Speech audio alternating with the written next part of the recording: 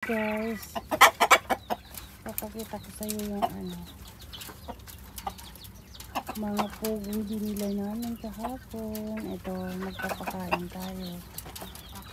Ayan guys, yung mga ibon. Ito yung ginawa kong ilan araw yung bahay nila.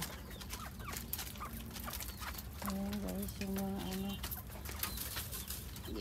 pugo kahapon na binili namin. Magpapakain na ako. Ang cute sila.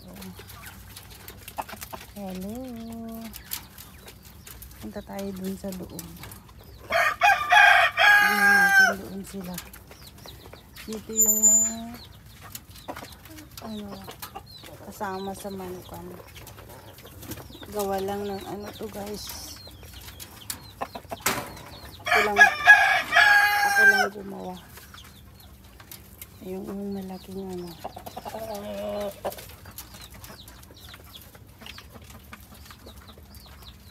Tsaka yan mayroon na naman dalawang natutulog sa itlog.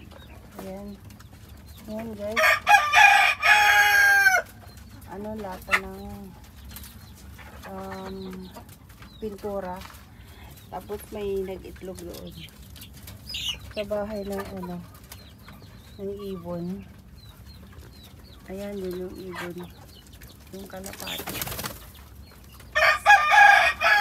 Salo-salong. Ito yung kawitan namin. Yan guys. Ito yung ginawa kong ilan araw na bahay nila.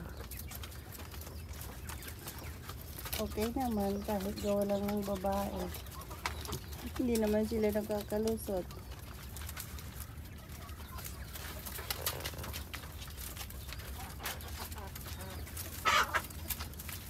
Ayan, papakain tayo.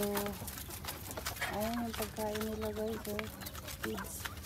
Mamaya bilian ko na yung pagkain nila talaga ng ibon. Kain ng ibon. Tapos sa bilian ng pagkain.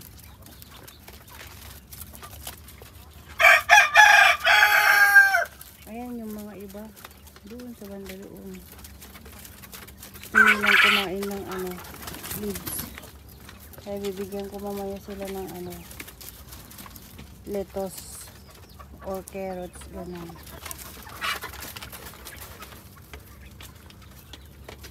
Tapos sa baba, mga manukan. Ayan, para hindi sila masikipan. Ayan ang ginawa ko. Mataas ang bahay nila. Kaya pwede ko rin linisan. Tanggalin yung mga kain nila. Ganun. Ayan guys, yan. Hindi na sila natataba. Hintayin natin mag-itlog. Malapit na silang mag-itlog yan. Kasi na sila hindi na sila. Pero yung mga iba may mga bata pa. Tapos isunod ko lang naman gawin yung bahay ng kalapati.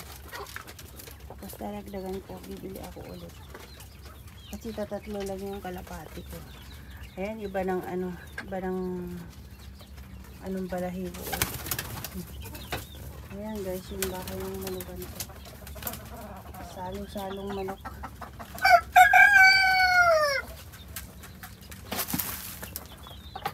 Meron pa doon na itlog na tutulog sa Tapos dito, yung maliliit na adipasisi pa ng manok. Saka may kahalong ibang ibon. Ganyan guys, na ibon. Ayan guys, marami sila. Pinaparami ko yan ng ganyan sa Ayan. Ito na naman isunod ko ng sipirit ng bahay nila yung mga ganyan na ibon.